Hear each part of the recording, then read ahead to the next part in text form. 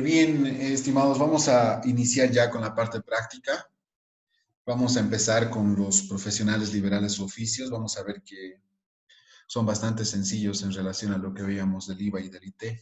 Estos cálculos, porque ya requieren menos datos que los que veníamos viendo. Sí, hoy estimo que vamos a concluir con los profesionales liberales u oficios y las entidades sin fines de lucro y por último las retenciones de impuestos. Sí, son esos tres parámetros, tres cálculos que vamos a ir realizando a lo largo de esta jornada, para que mañana nos centremos directamente en lo que es el IUE para contribuyentes que están obligados a llevar registros contables. Ahí sí es un poquito más pesado, por eso quiero llevarlo al día de mañana. ¿Ya? Entonces, señores, entendemos que los profesionales liberales u oficios son personas que ejercen su profesión o también son personas que ejercen algún oficio, como por ejemplo los carpinteros, los albañiles, los hojaleteros, etcétera. Son personas que ponen en práctica su oficio, ¿no? Y bueno, en el grupo de profesionales tenemos las diferentes y distintas profesiones vigentes, ¿no? Desde un ingeniero financiero hasta un arquitecto, doctor, etcétera, ¿no? Entonces, en este caso vamos a ver al señor Wilson Tapia, que tiene la profesión de contador y que el servicio que él provee como profesional es de asesoramiento. Sí, ahí tenemos el número de NIT. Estamos ya entrando a lo que son los impuestos de carácter anual. ¿Sí? Por lo tanto, siempre vamos a declarar con estos datos.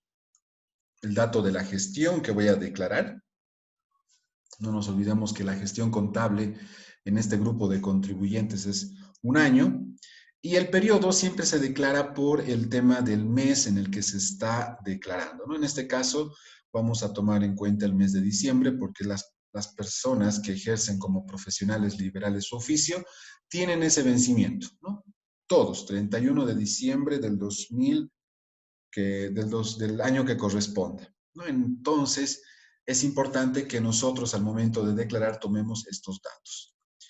¿Qué datos nos va a ofrecer este tipo de contribuyentes?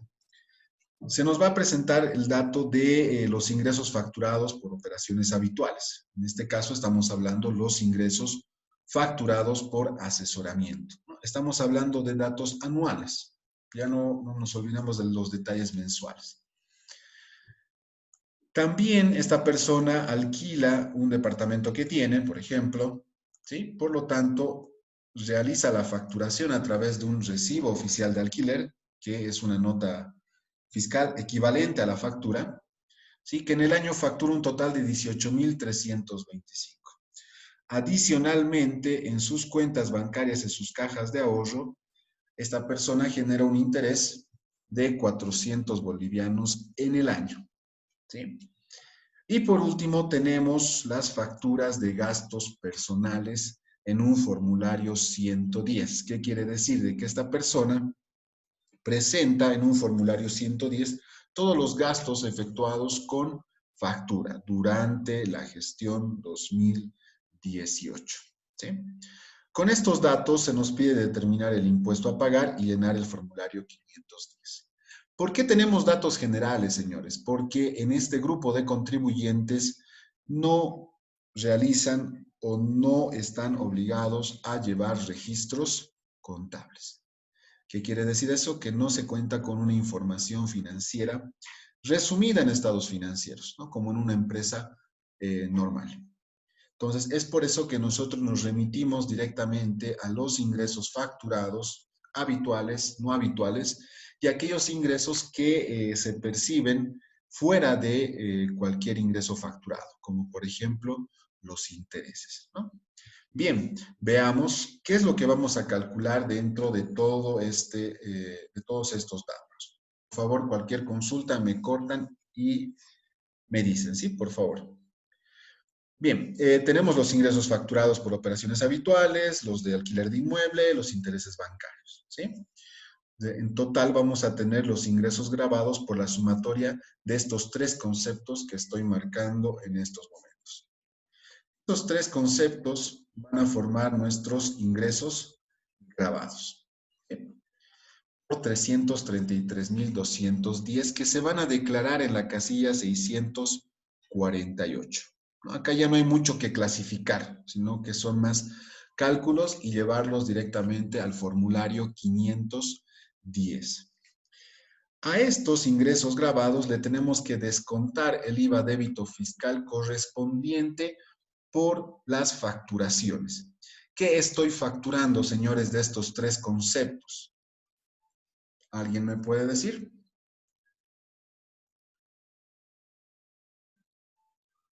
Las operaciones habituales. Ya, uno, después.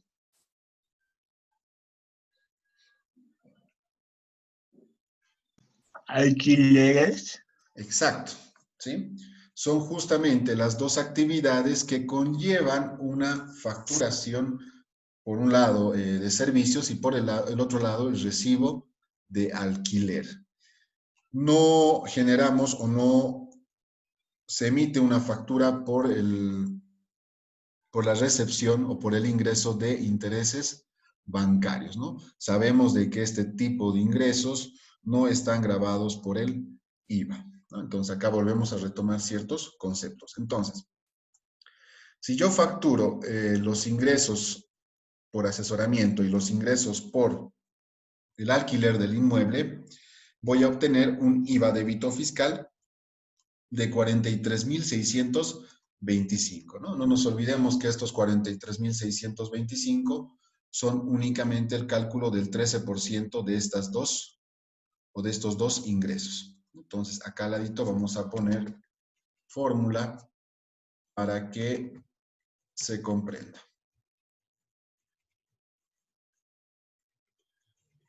Por el 13%. ¿Sí? Esa es la fórmula que se está aplicando para obtener el IVA débito fiscal. ¿Sí? ¿Lo corroboran?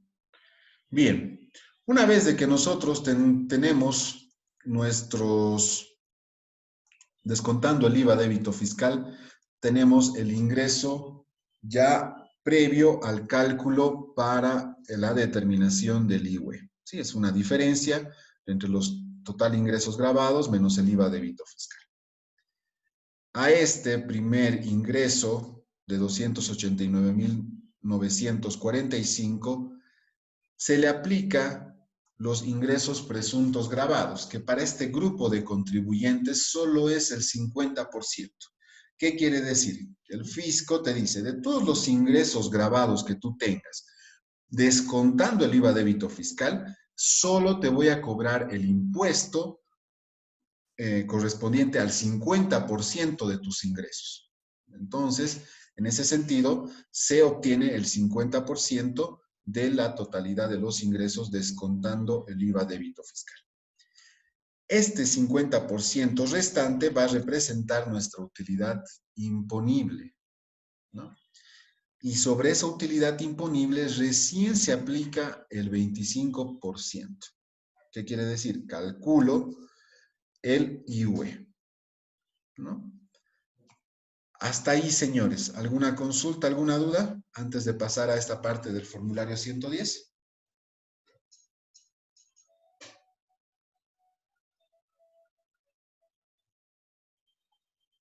Dice, el Adelante. 50% solo le multiplicamos por 50%, ¿no?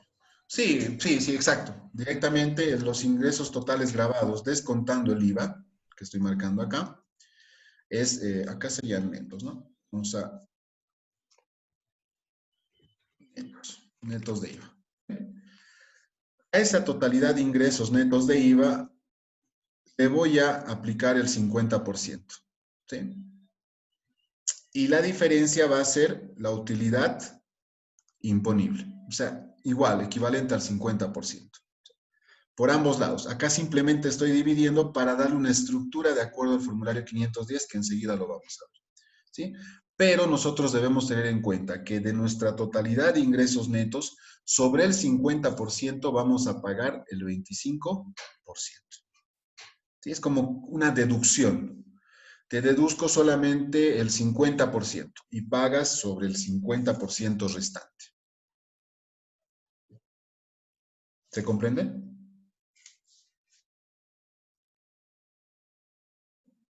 Sí, Lisa. Muy bien. Entonces, aplicamos el 25% sobre 144.972, que va a ser nuestra utilidad imponible. No nos olvidemos que utilidad imponible es sinónimo de base imponible. Simplemente añadimos en la palabra utilidad por el tipo de impuesto que estamos viendo, ¿no? Que es el impuesto sobre las utilidades de las empresas, ¿no? El cual nos va a dar un total de 36.243. Ahora, ¿por qué nosotros podemos presentar ese formulario 110? Como nosotros no estamos obligados a llevar registros contables, el fisco te permite descontar tu impuesto determinado hasta el 50% con facturas de gastos personales. ¿Qué son gastos personales? Voy a cenar, esa facturita de mi cena, es un gasto personal. Voy al supermercado, compro servicio, compro material de limpieza, material de aseo o verduras, comida, etcétera, también son un gasto personal. Voy un fin de semana de día de campo con mi familia a un hotel, etcétera, esos gastos también van a formar parte del formulario 110. Entonces, son gastos que se van generando durante toda la gestión con el respaldo de la factura. Obviamente, a nombre del contribuyente, en este caso el señor Wilson Tapia, y con el correspondiente número de NIC. Todo esto se concentra en un formulario 110 y lo podemos descontar. En este caso, el planteamiento me dice que el formulario alcanza a 200.000 bolivianos. Muy bien. Si nosotros aplicamos un cuadrito para el cálculo de este crédito fiscal, fíjense que tenemos. De 200.000, el 13% son 26.000. 26.000 bolivianos que yo podría compensar. Pero un ratito, el fisco te dice, solamente vas a poderte compensar hasta el 50% del impuesto determinado. Ya, o sea que al fisco no le interesa que tú gastes más en tu formulario 110 y a él solo le interesa que llegues a un 50%. Ese es el límite. ¿Sí? Ahora, si tienes menos, obviamente el importe a compensar va a ser menos. Entonces, en ese sentido, fíjense la diferencia. Si yo bien tengo un IVA crédito fiscal de 26.000, solo puedo beneficiarme de 18.122, que es el 50% del impuesto determinado. Entonces, en ese sentido, debemos considerar que esos datos, cuando el crédito fiscal en el formulario 110 sea mayor, pues van a ser diferentes. ¿Sí? Entonces, ¿cuánto va a ser el impuesto neto a pagar? 18.122. Y para ello vamos a llevar todos estos datos al formulario 510. Si acaso todo esto ya está colgado en la plataforma para que lo puedan descargar. Sí, ahí tenemos. En la parte de la cabecera, señores, bueno, el nombre, creo que ya sabemos que va el nombre del titular del NIT, el número de NIT, el periodo, como les digo, siempre hacer mención al periodo en el que vence el periodo fiscal del impuesto, en este caso diciembre, entonces 12 del 2018, y adicionalmente se habilita este espacio donde nosotros debemos indicar qué comprende el ejercicio fiscal, qué meses comprende. En el ejemplo, ¿qué pasa si yo empiezo mis actividades en el mes de julio? Entonces, los meses comprendidos para el efecto de este cálculo van a ser de julio a diciembre, ¿no? Es por eso que se habilita este espacio. Yo debo indicar qué periodos y qué meses comprenden este impuesto, esta declaración. Entonces, el ejercicio fiscal corresponde a la gestión 2018 y los meses comprendidos van desde el 1 de enero del 2018 y el 31 de diciembre del 2018, ¿no? En este caso estamos viendo un comportamiento completo de una gestión. Bien, pasemos a los datos de la primera parte. Y vemos que debemos declarar todos nuestros ingresos, ¿sí? Deducir el impuesto al valor agregado, declarado y pagado. Y a eso nosotros vamos a tener lo que son la totalidad de nuestros ingresos grabados, ¿sí? Debemos deducir el 50% de los ingresos grabados, ¿sí? Para obtener en la casilla 1025 la utilidad imponible, que obviamente sabemos que es el 50% restante. A esta utilidad imponible recién se le aplica en la casilla 909 el 25% por el IUE. Y a este IUE nosotros le podemos descontar hasta el 50% y fíjense, indica esto en el formulario mismo, ¿sí? Siempre les he dicho que el formulario habla por sí solo, ¿no? Y en este caso no es la excepción. Crédito fiscal, rubro D del formulario 110, máximo hasta el 50% de la casilla 909. O sea que si yo genero más crédito fiscal, al fisco no le interesa. El fisco solamente te va a aceptar el 50%. ¿Sí? Bueno, estos datos son para temas de rectificatoria. Y en este caso, pues tenemos un saldo definitivo a favor del fisco de 18,122 que debemos cancelar en la casilla 576. ¿Sí? Entonces, fíjense que los cálculos son más sencillos, creo yo.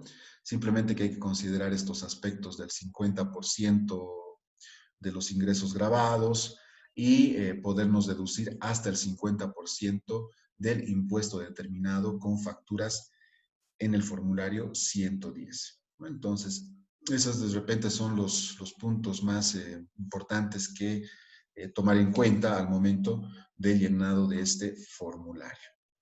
¿Sí? Entonces, ¿qué opinan? Ahora sí.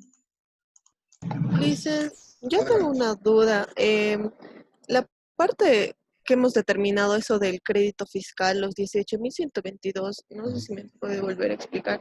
O sea, nos dijo que de los 200,000 en sí va a tomar el 50% de eso, o Sí, exactamente. A ver, acá tenemos que hacer el siguiente análisis. Te pregunto, ¿cuánto es el 13% de 200,000? Acá aparece la parte que estoy marcando. los 26,000. Exacto. O sea, ¿qué quiere decir? Que durante la gestión tú has generado gastos personales equivalentes a 200,000 bolivianos que te generan un crédito fiscal de 26,000. Súper, bien, tienes un crédito fiscal. Pero para poder compensar esto con el impuesto determinado en la casilla 909, ese 25%, el fisco te permite solamente compensar con crédito fiscal de gastos personales declarados en un formulario 110 hasta el 50%. Entonces, ¿qué quiere decir? Que por más que tú tengas 26,000 bolivianos en crédito fiscal, eso al fisco no le interesa. ¿Por qué? Porque el fisco únicamente te va a permitir beneficiarte del 50% de la compensación. Vayamos a un ejemplo. En este mismo caso, supongamos que solamente son 100,000 bolivianos de gastos personales en el formulario 110. ¿Qué pasa? Fíjense la parte que estoy marcando. ¿Qué es lo que pasa? El tributo, el impuesto determinado sigue siendo el mismo, 36,243. He cambiado los datos de mi formulario 110 a la mitad. ¿Cuánto me genera de crédito fiscal estos gastos?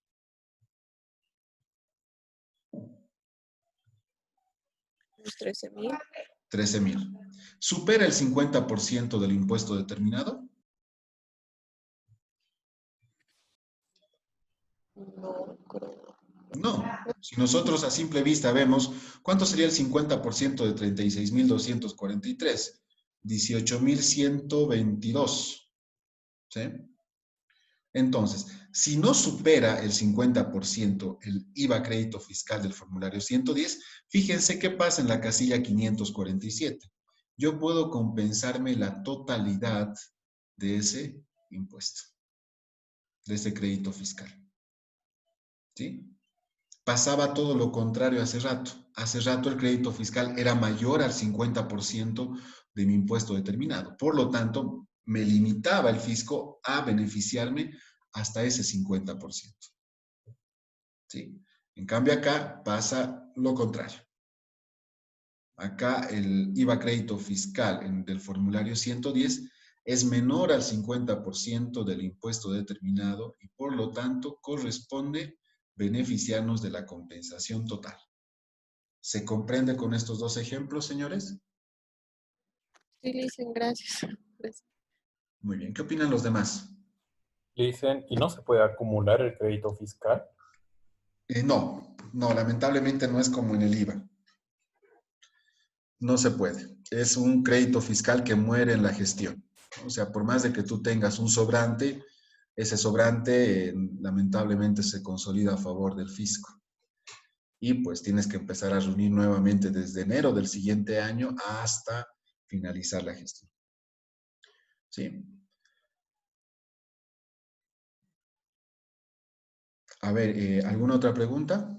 Para sacar conclusiones y para que también hagamos un análisis de si conviene o no conviene ser un profesional independiente. Dicen, en el caso de los doctores y médicos, Ujú. ¿cómo funcionaría este término? Porque los doctores tienen altos gastos también, ¿verdad? Claro, pero tenemos que distinguir los gastos personales de los gastos grabados con las actividades habituales, ¿no? O sea, acá no nos olvidemos que este tipo de contribuyentes, si nos vamos al IVA y al IT, también van a estar alcanzados por estos dos impuestos. Entonces, los ingresos grabados van a generar gastos grabados, ¿sí? Recordemos un poco lo que veíamos la semana anterior. Esas facturas grabadas a los ingresos van a servir para compensarse del débito fiscal, el tratamiento mensual que veníamos viendo. Estas facturas que yo menciono acá en el formulario 110 para la declaración anual corresponde a gastos netamente personales que están fuera de estas actividades grabadas, ¿no? Por eso les decía, comida, no sé, vacaciones, pasajes de avión, compra de algún equipo, un celular, una computadora, ¿sí? Entonces, fíjense que estoy mencionando cosas que no siempre van a estar vinculadas, por ejemplo, a los ingresos facturados por operaciones habituales. En este caso, hablamos de asesoramiento. ¿Sí? ¿Qué tiene que ver la comida con el asesoramiento? No hay nada que ver. Entonces, esa factura de comida la voy a utilizar para mi formulario 110. Pero, por ejemplo, una factura de un material o de un libro que me va a servir para poder dar un asesoramiento más oportuno, ¿sí? Entonces, esa factura de repente sí me va a servir para mi declaración mensual de impuestos.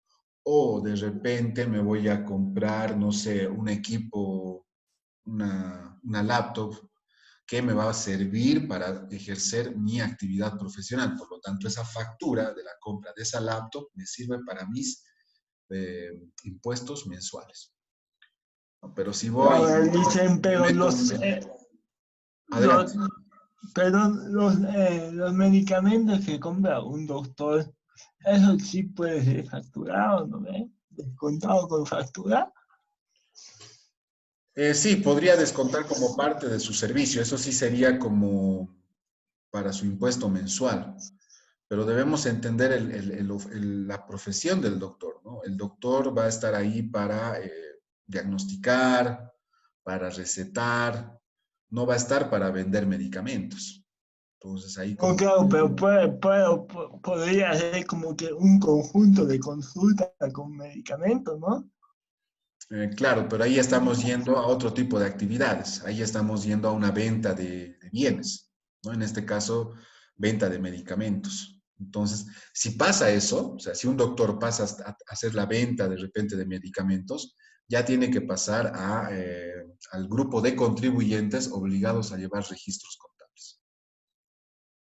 Que ese es el detalle. Acá estamos hablando únicamente de profesionales liberales u oficios, quienes ejercen su profesión. Un doctor ejerce su profesión al diagnosticar a una persona, atender a una persona, sí, pero no se dedica a la venta de medicamentos. Ya la venta de medicamentos automáticamente te reclasifica a otro grupo de contribuyentes que sí está obligado a llevar registros contables y elaborar estados financieros. Otro ejemplo, como el que acabas de mencionar para que se entienda, Carlos. Un albañil. ¿Qué hace un albañil? Va, construye, hace sus cálculos, etcétera, ¿sí? Pero, ¿qué pasa si este albañil se empieza a dedicar a la venta de material de construcción?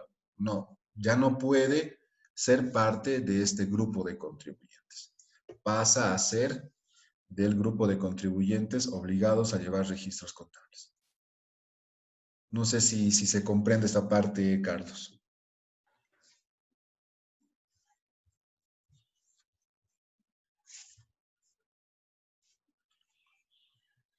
Carlos. Sí, dice, anda bien.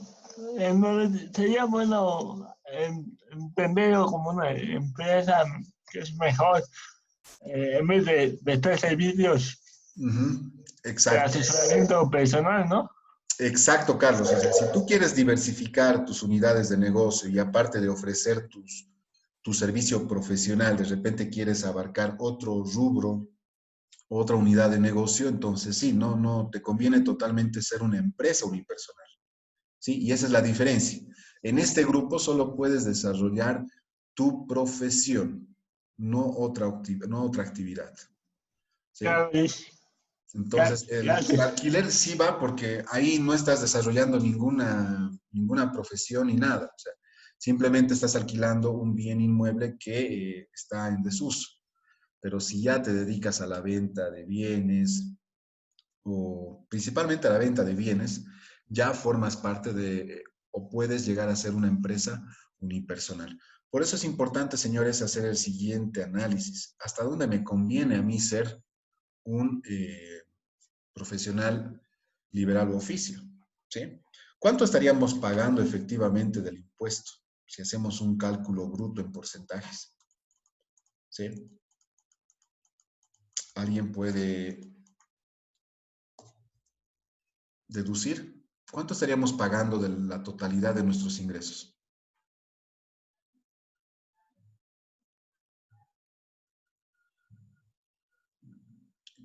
Del 50% aplicamos el 25%. De ese 25% únicamente nos podemos compensar hasta la mitad, o sea, un 12.5%. Pero ¿cuánto representa eso en relación a la totalidad de los ingresos?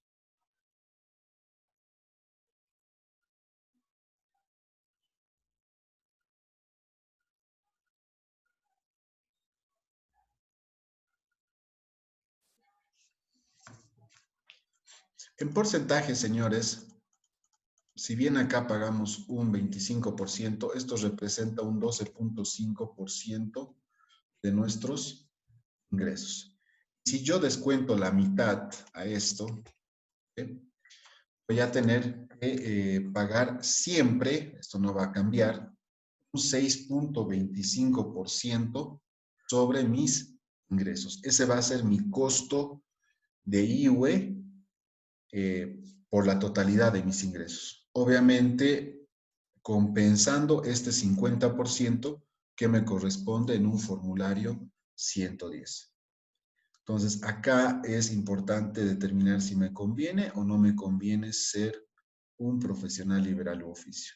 Y 6.25 a razón de una empresa que en promedio debe aportar de su totalidad de ingresos aproximadamente entre un 4, 5 hasta 6%. Entonces, tengo ese rango de 4 a 6%, pero si yo sé que siendo un profesional liberal u oficio, siempre voy a pagar un 6.25%, ¿me convendrá? Si sé que el impuesto a pagar promedio de las empresas es de un 4 a 6%, puedo apuntar a pagar un mínimo, ¿no?, del 4%. Esto no quiere decir de que se pague menos, sino que se pague lo correcto, lo justo, ¿no? Entonces, esto en base a indicadores del Servicio de Impuestos Nacionales, pues nos puede permitir cambiarnos a una empresa unipersonal, ¿sí?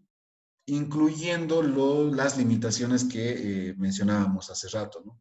No puedo hacer, solamente me puedo dedicar al desarrollo de mi profesión, no puedo abarcar otras unidades de negocios, ¿no?, como la venta de bienes. Entonces, siendo una empresa unipersonal, pues yo no tendría ese límite, pero además podría manejar este margen de contribución, ¿no? Un margen de contribución de entre el 4 al 6%. ¿Manejar en qué sentido? En ver de que los gastos, que es lo que vamos a ver mañana, se puedan deducir para generar una contribución promedio del 4 al 6%. Entonces, en este sentido, señores, quizás al inicio sí es bueno ser profesional independiente, pero llega un momento en el que es no más conveniente pasarse a ser una empresa unipersonal, ¿no? Ya por tema de visión, por tema de ampliación de las actividades. Bien, señores, consultas, dudas respecto a este punto. ¿Quieren ver un caso más? ¿Está entendido así?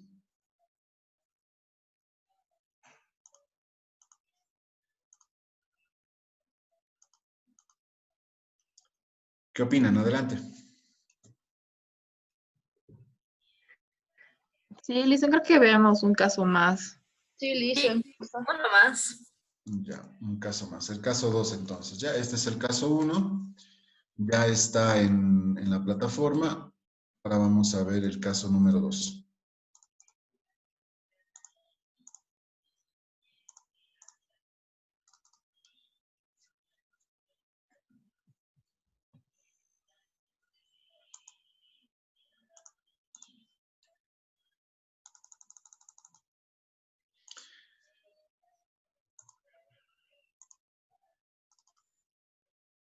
Bien.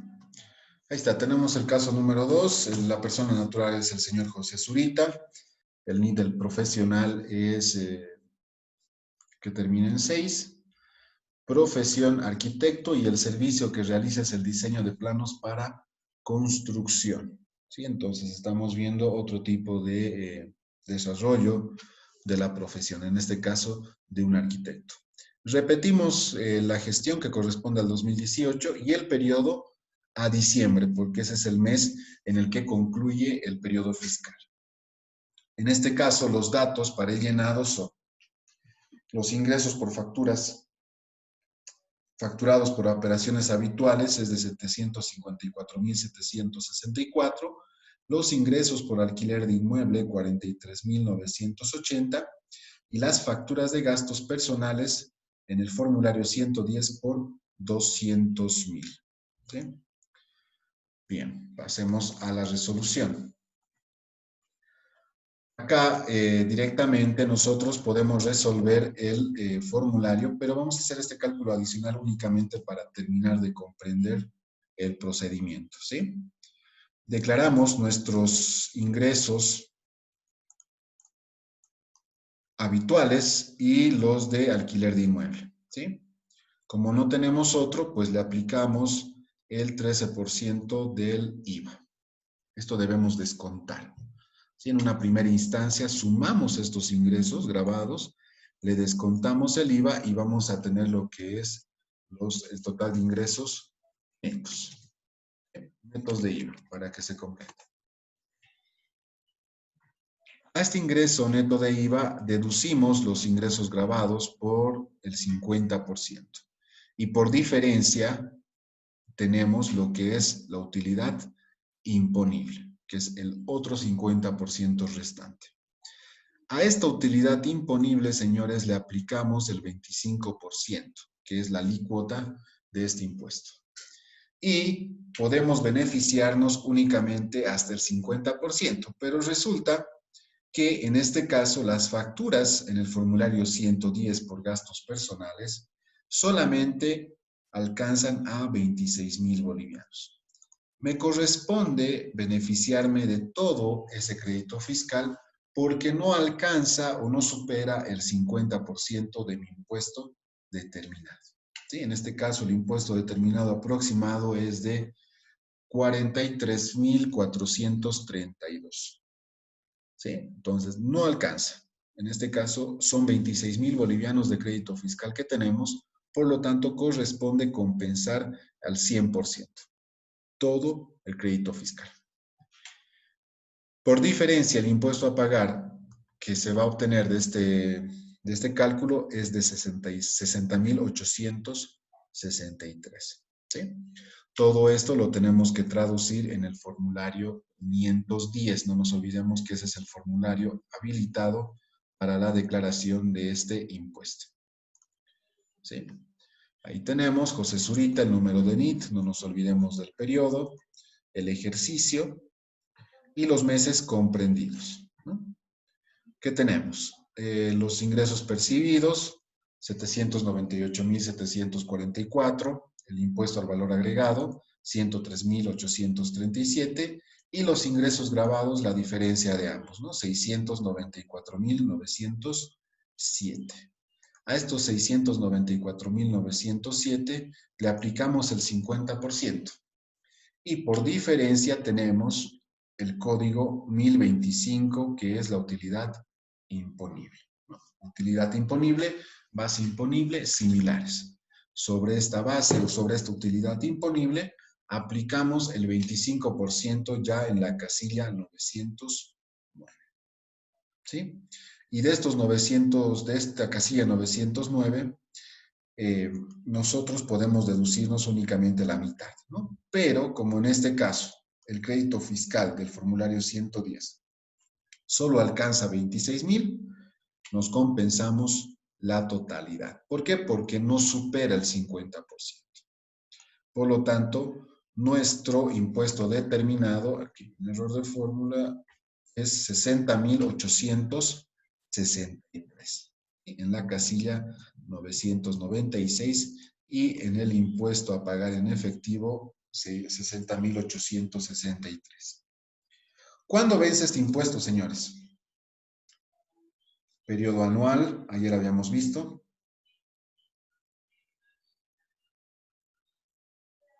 Creo que 3 meses después. 120 días después del cierre fiscal. El cierre fiscal, señores, es el 31 de diciembre del 2018 para este tipo de contribuyentes.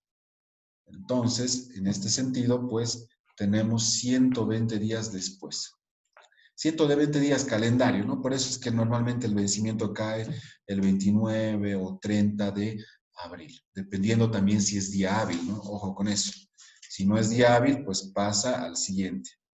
Incluso ha habido gestiones en las cuales se ha pagado en el mes de mayo, ¿no?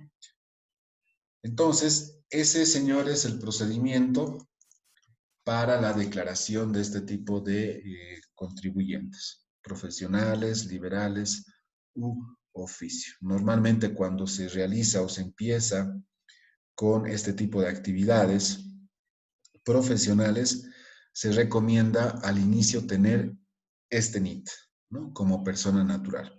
Pero ya después, cuando quieres diversificar tus ingresos, cuando quieres dedicarte a otro tipo de actividades, pues necesariamente tienes que pasar a formar parte de las empresas unipersonales, ¿no? No es lo mismo persona natural que empresa unipersonal, ¿no? Acá fíjense, el nombre es de la persona natural, ¿no? Señores, ¿consultas, dudas de este punto antes de pasar al formulario 520? ¿Se comprendió? ¿Les parece más sencillo que el IVA y el IT? Sí, Lisen, creo que sí, un poquito.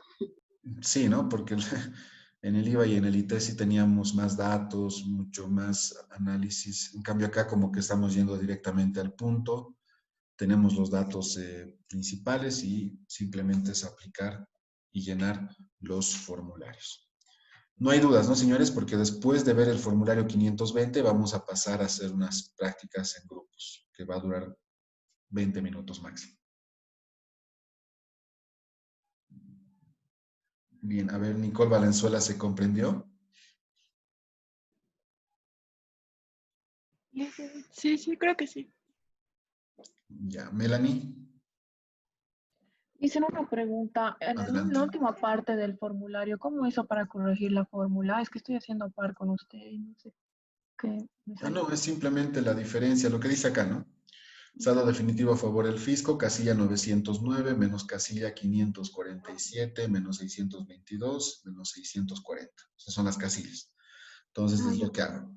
Esto menos esto, menos esto, menos esto, igual. Ah, ya, Alicia, gracias. No de nada.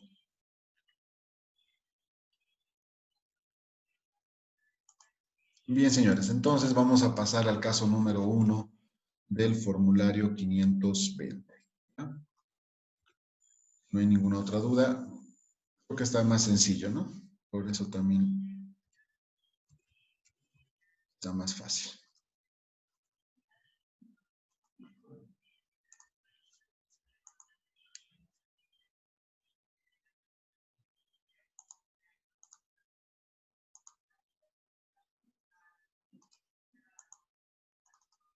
Bien.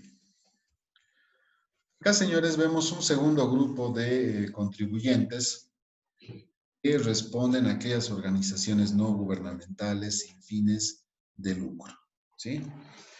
Este tipo de instituciones, como veíamos ayer en el marco normativo, debe realizar un trámite previo para estar exento del IVA.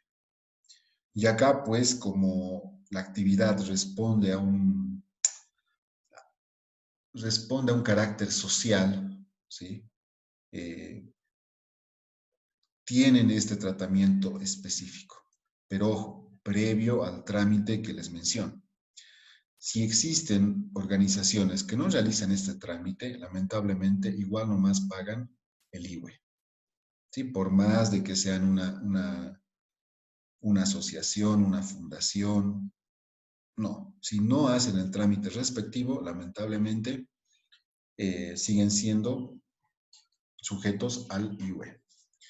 Esta aclaración. Segunda aclaración. Este grupo de contribuyentes, para poder ser parte de esta exención o para que se les apruebe esta exención, hay diferentes condiciones.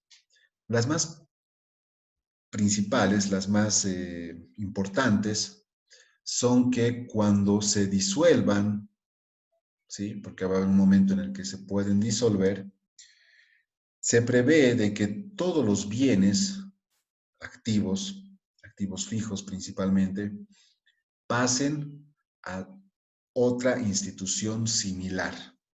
Y si no se puede pasar a una institución similar, pasan al Estado. ¿Qué quiere decir? Que tú, al ser una institución sin fines de lucro, tener la exención del IVA, estás obligado a donar tu patrimonio. Entonces, acá es algo que se debe tomar en cuenta. Te conviene ser una institución sin fines de lucro, entendiendo de que tú en algún momento puedes llegar a perder ese patrimonio. ¿Perder por qué? Porque lo vas a donar a una institución similar, que creo que ese sería el mejor escenario. O en el segundo escenario, si no llegas a donarlo a una institución similar, lamentablemente pasa a manos del Estado. ¿Eso qué quiere decir? Que el Estado va a ser dueño de todo tu patrimonio. Entonces, son características que debemos tomar en cuenta antes de realizar este trámite, porque una vez realizado el trámite, pues ya te estás comprometiendo a ello, ¿no? Este tipo de trámites se van actualizando de tiempo en tiempo, normalmente eran de 2 gestiones a 2 gestiones, y pues con el fin de que la administración tributaria pueda verificar que esta institución realmente se dedique a actividades netamente sociales y que cualquier otro tipo de ingreso que tenga, pues sea para ese beneficio, ¿no? Sea para la actividad social. Si yo voy a generar una utilidad por el alquiler de bienes inmuebles, entonces esa ganancia tiene que destinarse a mis actividades sociales. No puede haber una distribución de utilidades, etcétera. ¿Está bien? Con esas aclaraciones, vamos a tomar en cuenta que para este grupo de contribuyentes se llena el formulario 520. Ya habíamos visto el formulario 510 con los profesionales liberales su oficio. Ahora vamos a ver el formulario 520 para estas organizaciones no gubernamentales sin fines de lucro. Tenemos el nombre de la institución, número del NIE de la institución, y tenemos los datos, ¿no? Nuevamente hacemos referencia al periodo 12 porque ese es en el mes que concluye el periodo fiscal de este tipo de instituciones. Y la gestión 2018. Dentro de los datos para la determinación del impuesto tenemos ingresos por donaciones recibidas del extranjero. Fíjense, normalmente las ONGs funcionaban, digo funcionaban porque hoy en día hay muy pocas ONGs en el país, a diferencia de hace 10 años. Estas ONGs pues percibían la mayor parte de sus ingresos por donaciones del extranjero. ¿Qué quiere decir? Una institución, por ejemplo, Save the Children, tiene su matriz en Europa y desde Europa pues hacen desembolsos para la sucursal de acá de Bolivia. Entonces, Save the Children lo que hace es ejecutar los proyectos, ellos trabajan con niños y pues ejecutan proyectos en beneficio de la niñez. Entonces, estas donaciones recibidas del extranjero deben ser declaradas no en este formulario, sino en el formulario 200 cada vez que se perciba. ¿Sí? También está el ingreso por alquiler de bienes inmuebles propios. Muchas ONGs tienen sus inmuebles propios, ¿sí? Y estos inmuebles justamente son aprovechados para poder alquilarlos. De hecho, yo conozco una ONG que tiene 2 edificios en el centro de la ciudad y que esos 2 edificios están destinados netamente al alquiler. Esos alquileres obviamente representan un ingreso adicional que genera esta institución para poder desarrollar sus actividades. También pueden tener un ingreso por prestación de servicios. Este tipo de organizaciones que se especializan en el trabajo en diferentes sectores, ya sea con niños en situación de calle, niños trabajadores, mujeres que han sufrido violencia, personas de la tercera edad. Entonces, como están especializados en esos grupos de personas, pues pueden ofrecer servicios de asesoramiento, por ejemplo, a la Defensoría del Pueblo, o a la Defensoría de la Niñez, o al SLIM, etcétera. Entonces, ese tipo de ingresos también son adicionales y también pueden ser generados por esta institución. Fíjense que si hablamos de estos 2 tipos de ingresos, estamos hablando de que estarían alcanzados por el IVA y por el ITE. Tenemos los gastos relacionados con facturas. ¿Qué quiere decir? Son todos aquellos gastos efectuados que se utilizan o que sirven para poder ejecutar las actividades. Normalmente este tipo de instituciones trabaja a través de proyectos, a través de POAs, a través de planificaciones, presupuestos, etc. Entonces, la ejecución de un presupuesto conlleva a los gastos con factura, en los casos que corresponden, porque también hay gastos sin factura. ¿Sí? Entonces, todos aquellos gastos que están relacionados con factura, pues, forman parte justamente de los gastos necesarios para la ejecución de actividades. Otro punto importante es el impuesto efectivamente pagado, el impuesto a las transacciones. ¿Por qué va a pagar un impuesto a las transacciones? Porque alquila bienes propios y porque presta servicios, ¿no? Y tenemos otros gastos deducibles netos de IVA. Estos son los otros gastos que también forman parte de las actividades de este tipo de instituciones. Entonces, con estos datos nosotros vamos a proceder a llenar el formulario 520, pero antes vamos a hacer una determinación con cálculos auxiliares. Y acá tenemos lo siguiente. Los ingresos por alquiler de bienes propios, ingresos por prestación de servicios, son los ingresos que sí vamos a declarar en este formulario. El total de ingresos percibidos va a ser la sumatoria de ambos que se va a declarar en el código 648 del formulario 520. El IVA débito fiscal lo vamos a descontar para obtener los ingresos netos, ¿no? Netos. Por 720.809. Estos ingresos netos se van a declarar en la casilla 1016 del formulario 520. Por un lado, estamos determinando los ingresos para poder después compararlo con los gastos, ¿no? En cuanto a los gastos, tenemos lo que son gastos relacionados a facturas. A esto le disminuimos el crédito fiscal IVA y vamos a tener directamente los gastos relacionados con facturas netos de IVA, que se van a declarar en la casilla 781.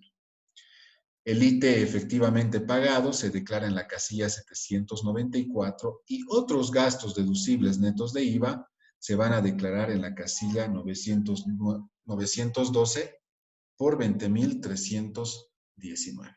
Entonces, ya tengo mis ingresos netos grabados y mis gastos relacionados, ¿sí? En este caso, tengo una pérdida de la gestión, ¿sí? ¿Qué quiere decir? Que este contribuyente, por más de que tenga utilidad, igual no va a pagar el impuesto, ¿no? No nos olvidemos que está exento. Pero para esta gestión tiene una pérdida. Y vamos a ver en el siguiente ejemplo, en el caso 2, cómo se utiliza esta pérdida, ¿sí? Antes, llenemos el formulario. Los datos de cabecera pues ya están, ¿sí? El nombre, el NIT, el periodo y nuevamente aparece esta parte del ejercicio, ¿no? Es importante mencionar qué ejercicio abarca esta declaración. Abarca todo el ejercicio 2018 desde el 1 de enero hasta el 31 de diciembre. Entonces, en los ingresos percibidos, lo que les decía, ¿no? La sumatoria de los ingresos por alquileres y los ingresos por prestación de servicio. La casilla 707 no es más que el cálculo del débito fiscal, ese IVA pagado y declarado. Por diferencia vamos a tener la casilla 1016 que va a ser nuestros ingresos netos grabados. Y en la segunda parte de gastos deducibles o gastos relacionados tenemos lo que son gastos respaldados con IVA en el libro de compras, impuesto a las transacciones efectivamente pagado, el IT, otros gastos deducibles y tenemos lo que es la pérdida neta por la comparación directa entre los ingresos grabados y los gastos relacionados. Fíjense, ya de forma automática, pues yo sé si pierdo o si gano, ¿no? En este caso, esta institución ha reflejado una pérdida en la gestión. Por lo tanto, esta pérdida se va a volver a reflejar en la casilla 1024 porque nos va a servir para el siguiente periodo, para poder compensar el siguiente periodo, ¿no? Por eso es que dice, pérdida no compensada para la gestión siguiente, ¿sí? Y como no hay ningún impuesto a pagar, en realidad, por más de que haya un impuesto a pagar, que es lo que vamos a ver en el siguiente ejemplo, este tipo de instituciones no pagan, ¿sí?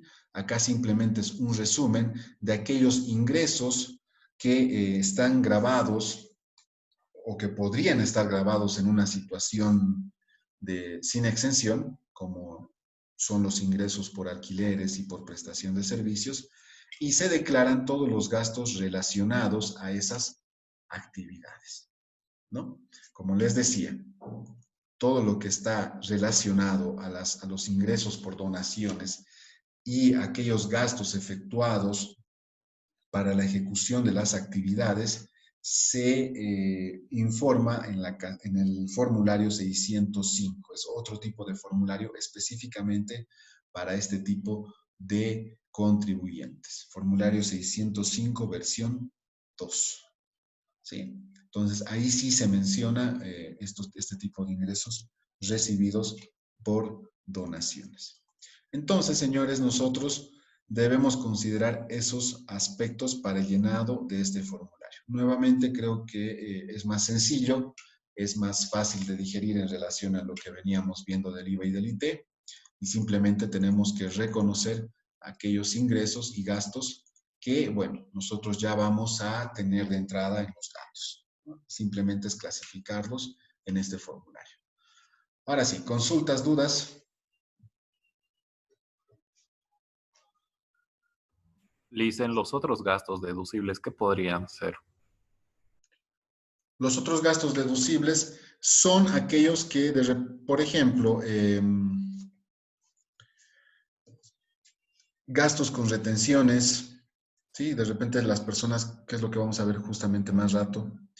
Algunos gastos por retenciones son aquellos gastos como, por ejemplo, el pago de tasas, ¿no? El pago de algún aporte que se puede hacer que no siempre está alcanzado por el IVA, ¿sí? Para el desarrollo de actividades de este tipo de instituciones. Otro tipo de gastos que también reconoce este formulario en la casilla 882 son los otros tributos pagados, como por ejemplo los impuestos anuales por la propiedad de bienes, inmuebles, muebles, ¿sí? Entonces, una empresa no siempre va a generar gastos con factura. A eso me quiero referir de forma general, ¿no? Y cuando no se genera ese tipo de gastos con factura, pues en este caso, para este grupo de contribuyentes, se declaran esos gastos en la casilla 912. Principalmente, por ejemplo, pasajes, de repente algún refrigerio que no necesariamente lo consigas con factura, ¿no? Y cualquier tipo de gasto que no incluya una factura.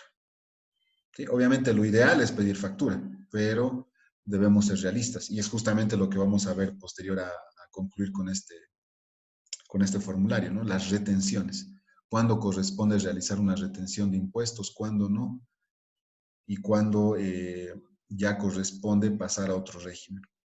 Entonces, acá, señores, debemos considerar de que en este grupo de gastos, pues, son aquellos que no necesariamente están respaldados con una factura.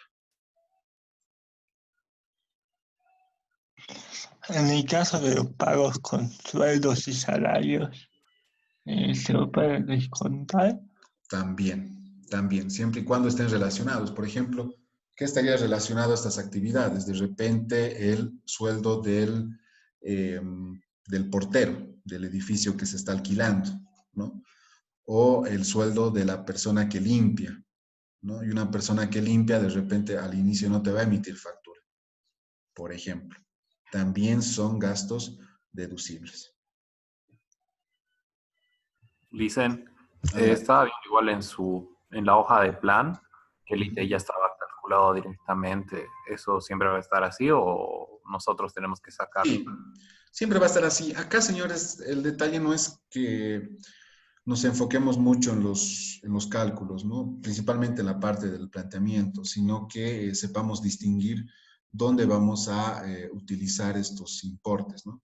Por ejemplo, acá yo les doy el dato de los ingresos por donaciones recibidas, pero ¿están viendo eso en algún lado del formulario? No, Sí, eso quería simplemente preguntarle, sí, ¿dónde va? no va. Eso va solamente en el formulario 605, versión 2, que es un formulario mucho más detallado de las actividades que realiza este tipo de organizaciones. Acá no corresponde. ¿Sí? Entonces, simplemente es un dato adicional para entender de que este tipo de organizaciones no solamente genera ingresos internos, o sea, dentro del territorio boliviano, sino también percibe donaciones del extranjero. Y como les mencionaba, hace más de 10 años, por lo menos, la mayor parte de las ONGs o fundaciones en Bolivia recibían entre el 90-80% de sus ingresos provenientes del exterior. Entonces, actualmente, las pocas ONGs que están todavía funcionando tratan de solventarse de forma autónoma a través de los servicios de asesoramiento, prestación de servicios, alquiler de bienes inmuebles. Y acá, como se pueden fijar en el formulario 520, únicamente nos abocamos a ese grupo de ingresos y de gastos. ¿Sí? No estamos viendo acá gastos ejecutados para el proyecto, no. Simplemente nos estamos refiriendo a aquellos gastos relacionados con actividades grabadas. ¿Sí? Y en este caso nos referimos a aquellos ingresos que son por prestación de servicios y alquiler de bienes inmuebles. ¿Estamos de acuerdo? ¿Estamos bien hasta aquí, señores? ¿Consultas, dudas? Sí, le dicen. Creo que no está complicado, ¿no? Entonces, simplemente es eso, señores. Creo que ya lo más fuerte lo hemos pasado con el IVA y con el IT. Mañana sí va a estar un poco pesado, no les voy a mentir. Por eso es que he preferido que veamos estos casitos sencillos, porque sí, mañana vamos a hacer un análisis mucho más extenso de estados financieros, principalmente del estado de resultados, para el formulario 500, ¿no? Que ese es el más recurrente, el que normalmente se declara en una empresa unipersonal y jurídica. Entonces, con estas aclaraciones, únicamente para terminar de encerrar el ejemplo, vamos a pasar al caso número 2.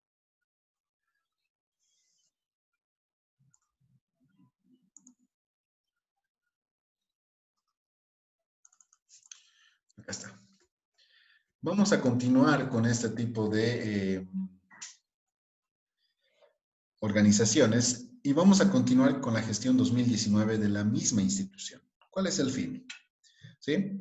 Tenemos ingresos por donaciones, los mismos conceptos, alquiler de bienes propios, prestación de servicios, gastos relacionados con facturas, IT pagado efectivamente, gastos deducibles netos de IVA y pérdida de la gestión 2018. Fíjense, nosotros volvemos al 2018, hemos generado una pérdida de 173.295.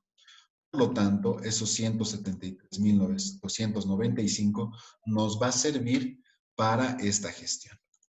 Entonces, en lo cuanto a los cálculos, pues no cambia mucho la estructura. Continuamos con lo que son ingresos. Determinamos los ingresos grabados, disminuyendo el IVA débito fiscal. Determinamos los gastos relacionados a través de los libros de compras. Disminuimos el crédito fiscal de esa parte de gastos con factura. Tenemos el IT efectivamente pagado y los gastos deducibles, otros gastos deducibles. ¿Sí? Con esto nos podemos fijar que en este caso no va a haber una pérdida, sino va a haber una utilidad de la gestión. 176.275. Estos 176.275 se van a determinar, fíjense, en la casilla 1020. ¿Eh? 1020. A diferencia del anterior formulario donde se generaba en la casilla 1023. Entonces, en la casilla 967 yo debo declarar mi pérdida no compensada de la gestión anterior. Casilla 1024 del formulario IUE de la gestión anterior. ¿Cuál es ese 967? Voy y me fijo. Perdón. Es este. ¿Sí? Entonces, en este caso tenemos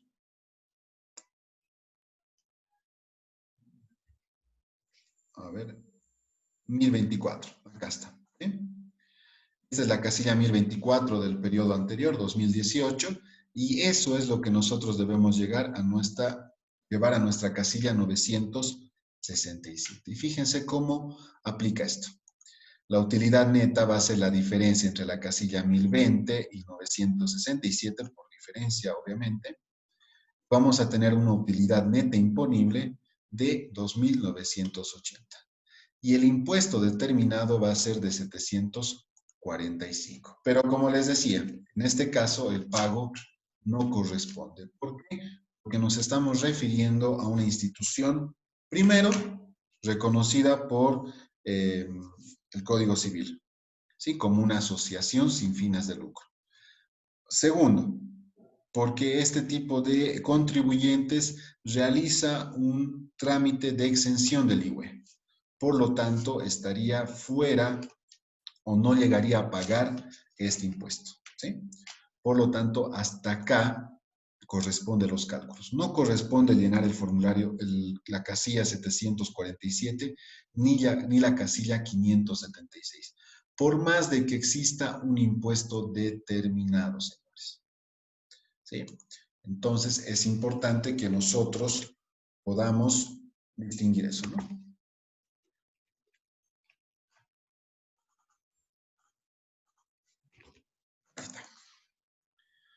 Entonces, simplemente este segundo ejemplo es para que ustedes vean de que las pérdidas no compensadas de gestiones anteriores, pues nos permiten a nosotros utilizarlos para poder compensar los ingresos.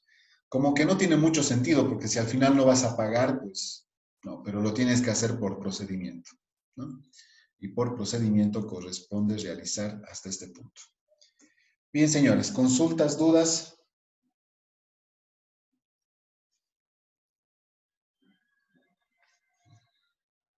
¿Se comprendió estos dos formularios, señores? 510, 520.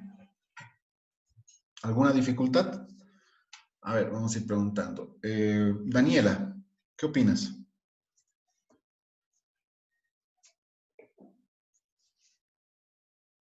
Daniela.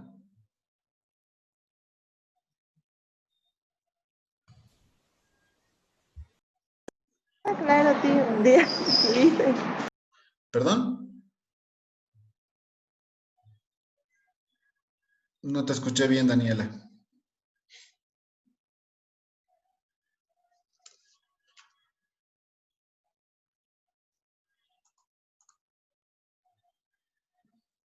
Está bien, dice. Ya. ¿Giré? Sí, Licen, todo está bien. Muy bien. ¿John? Sí, le hice más sencillo que pero el segundo parcial. Sí, sí, no, va a estar más sencillo. Apuesto que sí. Nicole Olivares. Está todo claro, Licen. Y le hicieron una preguntita. ¿Va a Claro que subir sí. usted el formulario 520, verdad? Sí. Creo que no lo subí todavía, pero lo voy a subir, no se preocupe. ¿Ya? Allá. Está bien, Licen, gracias. Muy bien. Melanie. Igual Licen, todo claro. Muy bien, Melanie. Luis Miguel.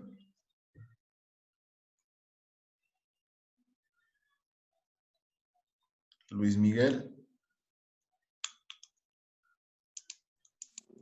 Perdón, mi micrófono estaba apagado. Ya, adelante Luis Miguel. ¿Se entendió todo? Sí, se entendió. ¿Alguna duda, alguna consulta? Quizás. Por ahora no, pero tal vez más adelante. Muy bien, Luis Miguel. Entonces vamos a proceder a... Dicen, ¿puedo poner un ratito a la hoja de cálculos, por favor? Creo que sí. Allá. Ya está bien, dicen, gracias. De nada. Muy bien, señores. Los voy a dividir entonces en grupos de trabajo para que resuelvan el caso 3, tanto del formulario 510 como del formulario 520. ¿Sí? Simplemente van a ser esos casos que vamos a ver y los 3 casos me los deben presentar. Ya cargué sus notas, señores, y realmente me ha sorprendido de que en muchos casos no se haya presentado la tarea. Sí, y pues bueno, lamentablemente eso ha disminuido su nota. Los errores más recurrentes en los formularios han sido por la actualización de la donación y, bueno, creo que ya les dije esto ayer, ¿no? De la donación y de la actualización del crédito fiscal. Pero después sí, los procedimientos se han seguido regularmente. Entonces, creo que se ha asimilado bastante bien el proceso. Ya, entonces, felicitarles. Sé que no ha sido un examen sencillo, pero que sé también de que se ha comprendido a cabalidad pues la diferencia entre los diferentes ingresos que pueden existir para estos dos tipos de impuestos. ¿Ya? Entonces, cualquier consulta sobre su nota, por favor, escríbanme al WhatsApp. Ya tienen mi número. Bien, señores, los voy a proceder a dividir en grupos de 4 grupos. Sí, ya pueden ir añadiéndose a cada uno e ir resolviendo el caso 3 del formulario 510 y el 520. Son los únicos 3 casos que vamos a ver. 2 ya lo hemos hecho en clase y 1 lo tienen que resolver ustedes en grupo. ¿Está bien? Licen. No se olvide subir el formulario 520, listo. Sí, ahorita lo voy a subir. Dicen el caso 3 de ambos formularios, ¿no? Sí, exactamente. Tanto del 510, profesionales liberales su oficio, y 520, asociaciones sin fines de lucro. Está bien, Lisa. Ok.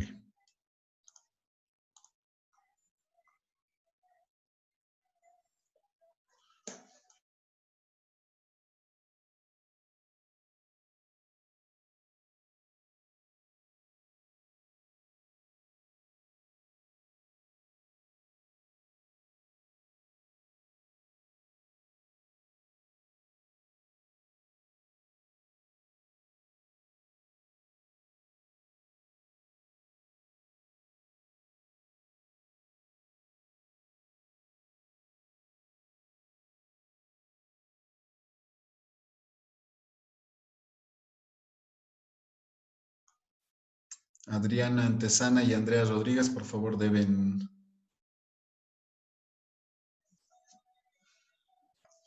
estar en sus grupos de trabajo. Muy bien.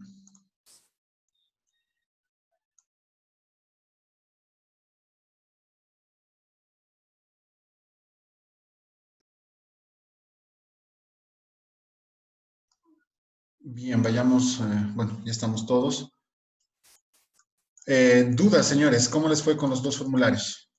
¿Tuvieron alguna complicación? No dicen, creo que está más fácil que los otros formularios. Muy bien, perfecto. Por si acaso, para aclaración, fue un grupo que me preguntó, el único. Los gastos respaldados con recibos de caja no forman parte de la declaración. Es simplemente un dato adicional, ¿sí? Y responde justamente a los gastos relacionados con la ejecución de aquellos ingresos recibidos por donaciones del extranjero. ¿Ya? Entonces, eso lo van a, bueno, si lo han tomado en cuenta, lo van a quitar. ¿Ya? Bien, señores, para concluir ya la parte de repente mucho más sencilla, más fácil de manejar, vamos a ver lo que es la retención de impuestos. Aquí hay que aclarar lo siguiente. La retención de impuestos se da principalmente por 3 conceptos: compra de bienes, contratación de servicios y alquiler de bienes inmuebles. ¿Sí? Dentro de estos 3 conceptos hay condiciones. Y la condición principal para efectuar una retención es de que este tipo de servicios que se está contratando, ya sea compra, servicios, alquileres, no sean habituales. ¿Sí? ¿Qué quiere decir? Que si yo estoy contratando, por ejemplo, un plomero, un electricista, no puedo yo contratar permanentemente al mismo, ¿no? Cada mes, pagarle de repente un importe determinado, que sea el mismo cada mes. ¿Por qué? Porque estaría cayendo en lo que es la habitualidad. Y el riesgo no solamente es para quien provee el servicio, ¿no? El riesgo también es para la empresa. ¿Por qué? Porque si yo, por ejemplo, contrato más de 3 meses seguidos, continuos, el mismo servicio por el mismo importe, quiere decir de que no estoy exigiendo en ese lapso la factura. ¿sí? Entonces, entiéndase por este lado de que el proveedor del servicio, si bien no tiene factura, es porque se está dedicando de forma eventual a ese servicio. Pero ya cuando se convierte habitual, el proveedor del servicio debe obtener su número de identificación tributaria, su NIT. Y como contraparte, nosotros quienes estamos contratando ese servicio como empresa, debemos exigir este NIT. ¿Sí? Ya si, por ejemplo, se vuelve recurrente la contratación de este servicio, es importante solicitar el NIT. Cuando nos referimos a bienes, pues es muy poco probable que pase esto. ¿Qué pasa si yo voy y compro, no sé, Coca-Colas de la tienda? ¿Sí? Porque hay una reunión urgente de los gerentes o del equipo de la empresa. Entonces, la tiendita de repente va a estar, no va a emitir factura. Por lo tanto, ahí sí corresponde la retención de bienes. Y como que no se aplica mucho este tema de la habitualidad, ¿no? Porque son compras mucho más pequeñas. ¿Sí? En cuanto al alquiler pasa algo similar, ¿no? Si yo voy a alquilar de forma habitual, de forma permanente mi inmueble, entonces corresponde que saque el NIT. Si no saco el NIT y si simplemente de repente alquilo mi galponcito, mi departamento o mi casita para momentos específicos, o sea, como por ejemplo una casita de verano, lo voy a alquilar simplemente para el verano, para las vacaciones de invierno. ¿Sí? Entonces, en ese caso no me corresponde porque no estoy ejerciendo mi actividad de forma habitual.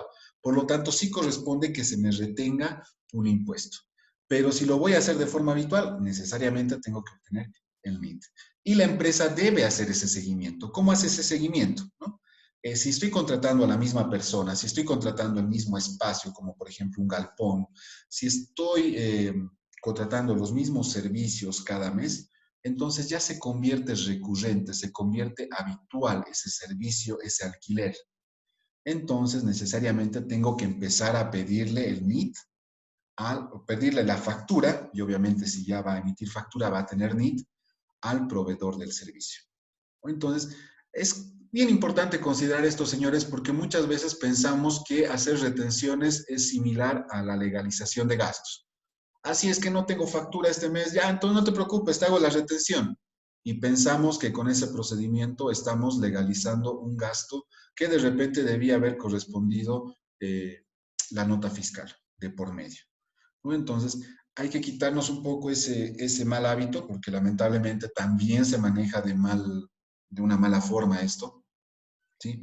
Y hay que respaldar cuáles son las condiciones para que yo como empresa pueda retener a alguien un impuesto. Esa persona no debe tener NIT, en primer lugar. No debe dedicarse de forma habitual a esa actividad, ¿sí? Es otra condición. Otra de las condiciones es que se debe verificar el servicio, el bien. Esto ya tiene que ver con una transacción normal, ¿no? Tanto de un bien, de un servicio, de un alquiler. Entonces, principalmente las dos primeras que tienen que ver con que no tiene NIT, con que no se dedique de forma habitual a esa actividad, sino que sea de forma eventual, ¿sí? Con esas dos condiciones yo puedo retener por diferentes conceptos a las personas que se dediquen a estas actividades, ¿no? Diferentes actividades, ¿no? Como compra de bienes, servicios, prestación de servicios y alquiler de bienes inmuebles. Para esto, el Servicio de Impuestos Nacionales habilita una parte de su, y se los voy a mostrar en estos momentos, ¿sí? Fijémonos acá.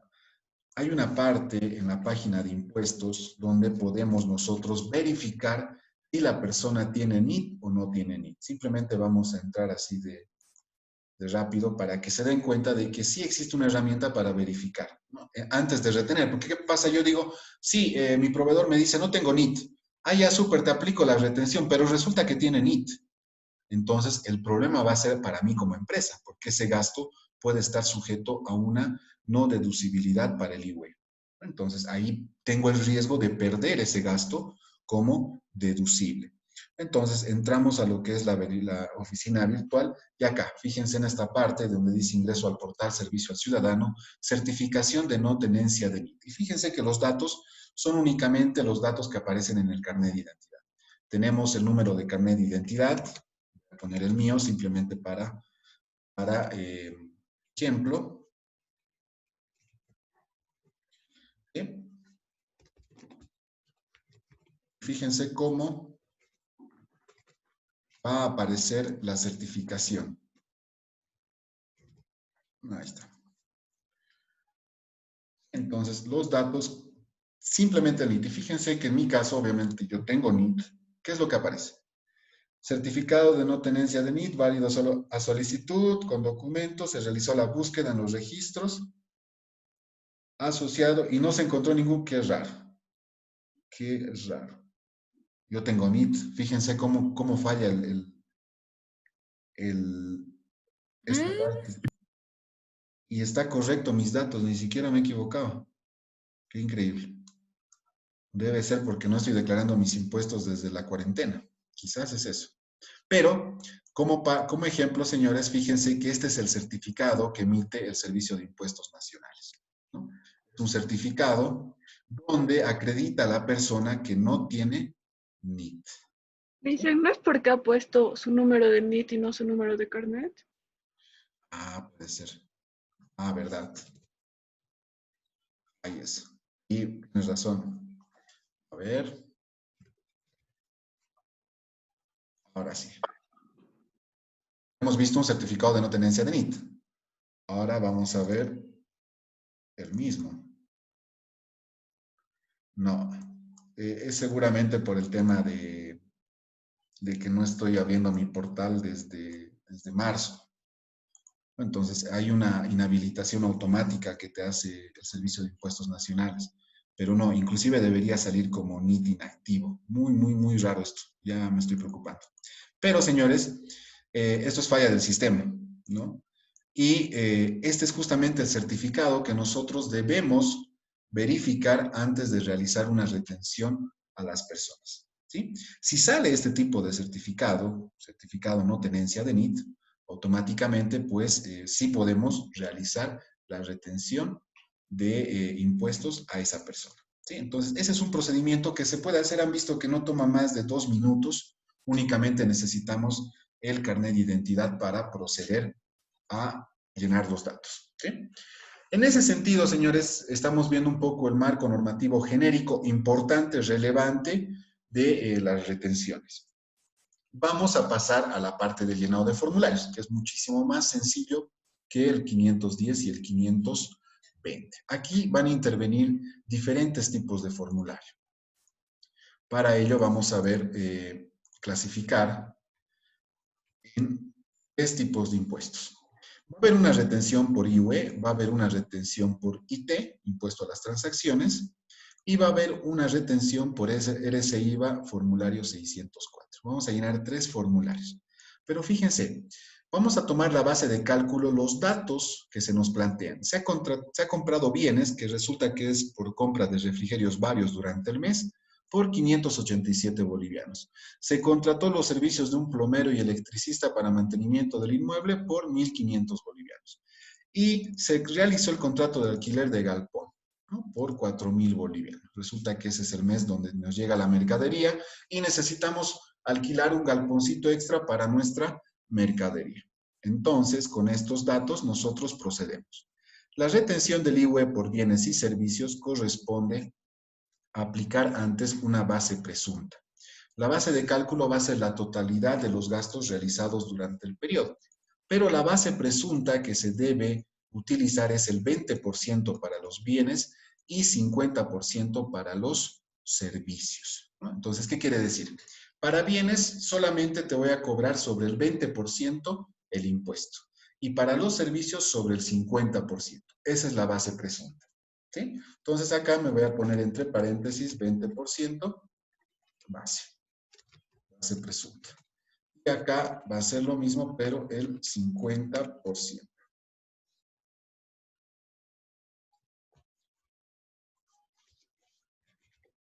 Acá está. ¿Sí? Entonces, sacando el 20% y el 50%, tenemos nosotros que aplicar el impuesto, en este caso el 25%, que es la alícuota del IVA. Aplicamos el 25% sobre la base presunta y tenemos 29 bolivianos para bienes, retención de bienes, y 188 bolivianos para retención sobre los servicios. Todos estos se calculan en el formulario 570. En el caso de la retención de IT es muchísimo más sencillo, ya no hay que utilizar base presunta. Se toma en cuenta también los alquileres, ojo, ¿no? Cuando yo voy y realizo la contratación de un alquiler, entonces ahí debo considerar retener no solamente el RCIVA, sino también el IT. Y aplicamos de forma directa el 3% sobre el total gasto, nada más, ¿sí? Entonces, el impuesto determinado va a ser la sumatoria de los tres conceptos: bienes, servicios y alquiler. Y lo propio pasa para el RCIVA. Aplicamos directamente el 13% sobre el importe total de la compra. En este caso, 520. ¿Cómo llenamos estos datos? Muy similares. Ahí están los datos, no lo he llenado, lo vamos a llenar juntos. En el código 13, pongo el total de mis ingresos por servicios. En el código 26, voy a incluir mi totalidad de bienes. Automáticamente tengo ahí la base presunta para cada uno de estos conceptos. Entonces voy a sumar la casilla 1001, la casilla 1002 y lo voy a multiplicar por el 25% que es la alícuota. A esto me da 217 bolivianos, que es lo que yo voy a terminar pagando al finalizar el formulario en la casilla 576. Sencillo, ¿verdad? Creo que muy sencillo. Muchísimo más sencillo es el formulario 410 y 604. Acá únicamente nosotros con nuestros cálculos auxiliares debemos sumar el impuesto determinado, ¿sí? Y por defecto debemos pagar ese impuesto determinado. O sea que acá sí o sí necesitamos cálculos auxiliares, ¿no? Y por último, la casilla 576 para el pago. Lo mismo, cálculo similar llenado se realiza para el formulario 604. Se toma el impuesto determinado y este es el que se utiliza para el pago en la casilla 576.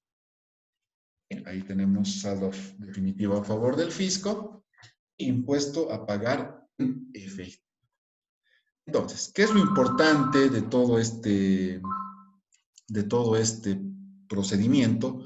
Es reconocer qué tipos de impuestos se deben pagar. Y acá ya tenemos, ¿no? El IVA va a pagar la compra de bienes y la contratación de servicios. El IT va a pagar los tres conceptos: bienes, servicios y alquiler. Y para el RCIVA únicamente tomo en cuenta el alquiler, ¿sí? Y ahí está, retengo los importes correspondientes, ¿no? No nos olvidemos que para el IT la alícuota es el 3%, para el IVA es el 25%, y para el RCIVA, que ya la siguiente semana concluimos con ese tema, es el 13%, ¿sí? Entonces, es importante ver esto de en uno porque no podría haber visto, por ejemplo, solamente el IT cuando veíamos el IT, porque si no está pegado al IVA, pues es un poco más complicado de entender, ¿sí? De acá es justamente donde nace que para servicios, acá lo vamos a incluir, para servicios se retiene el 15.5%,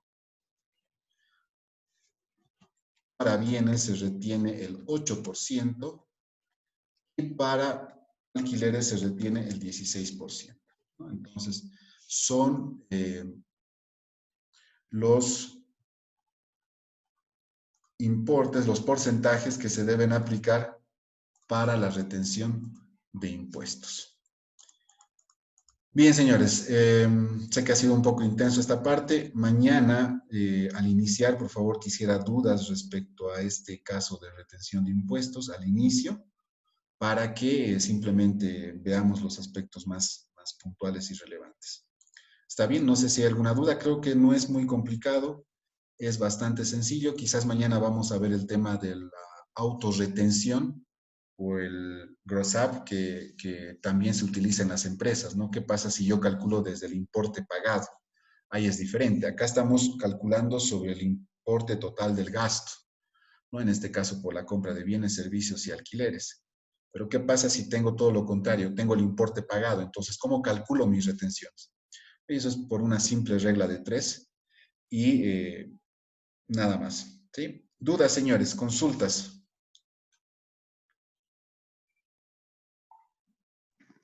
Licen, por si acaso, Anet me escribió, se ha quedado sin internet, Anet Seifert, pero Ya, estaba hasta ahorita.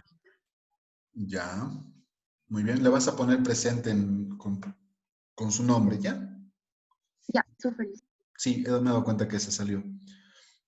Señores, ¿se comprendió esta parte?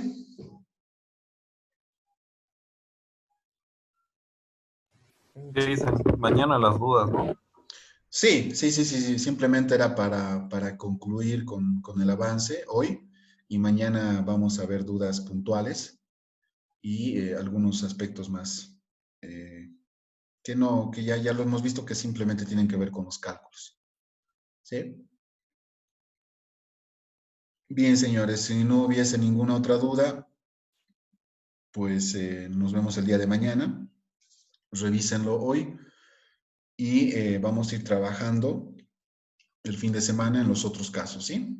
Aquí hay casos del periodo mayo y el periodo agosto, ¿no? Entonces, eso va a ser como tarea para ustedes. Pero como han visto, creo que es muy sencillo realizar estos cálculos, ¿ya?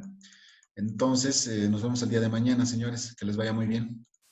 Hasta mañana, Licen. Hasta mañana. Gracias, Licen. Licen. Hasta mañana. Cuídense. Chao, chao. Licen.